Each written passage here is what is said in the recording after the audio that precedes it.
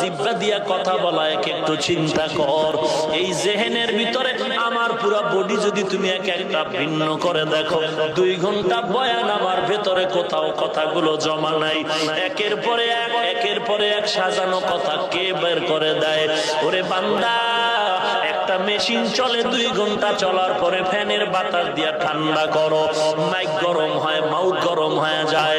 ওরে তুমি 30 বছর, 40 বছর, 60-70 বছর জিহ্বা নামের মেশিনটা দিয়া নারায় নারায় কত কোটি কোটি কথা তুমি সাপ্লাই দিলা। একবারও চিন্তা করেছো এই কথাগুলো কোন মেশিনের দ্বারা তৈরি হয়? যদি একবার তালাশ করতি, খুঁজে পাইতি, কেউ না, তিনি আমার আল্লাহ। ওরে বান্দা, সে আল্লাহকে এখনো চিনো নাই রে মুমিন। ইমাম মালিককে প্রশ্ন করা হলো, আল্লাহ যে একজন, কোন দলিল আছে নাকি? ইমাম মালিক বলেন, ও ভাই, আল্লাহ যে একজন চমৎকার দলিল হলো। দেখো রে গোলাম, একই মায়ের গর্ভ থেকে কত সন্তান বের হয়, একই মায়ের গর্ভের 5টা মেয়ে 5টা ছেলে, একজনের চেহারার সাথে আর একজনের চেহারার মিল নাই, একজনের কণ্ঠের আওয়াজের সাথে আর একজনের কণ্ঠের আওয়াজের মিল নাই। ওরে আল্লাহর কুদরত ধরে কেন বান্দা তুমি আজ আল্লাহরে চিনো না?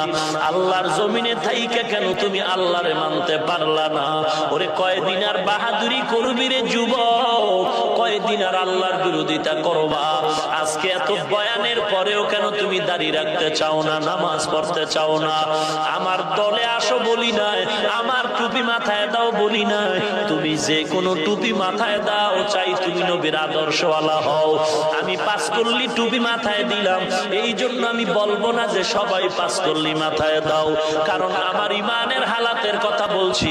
5 কল্লি টুপি আমি মাথায় দিলাম, তবে অন্য টুপিওয়ালাকে আমি হিংসাও করি না, বাঁকা নজরেও দেখবো না।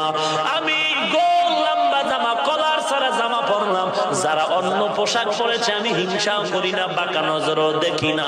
আমি কওমি মাদ্রাসায় পড়েছি, হাটহাজারী থেকে শুরু করে মেখল পটিয়া মাদ্রাসা, উজানি মাদ্রাসা, এরকম হাজার হাজার মাদ্রাসা, কওমি মাদ্রাসা, যেই মাদ্রাসায় 40 বছরের ইতিহাস বাঙালি প্রমাণ করেছে, যেখানে লেখাপড়ার দ্বারা কোনো সার্টিফিকেট নাই, কোনো চাকরি নাই।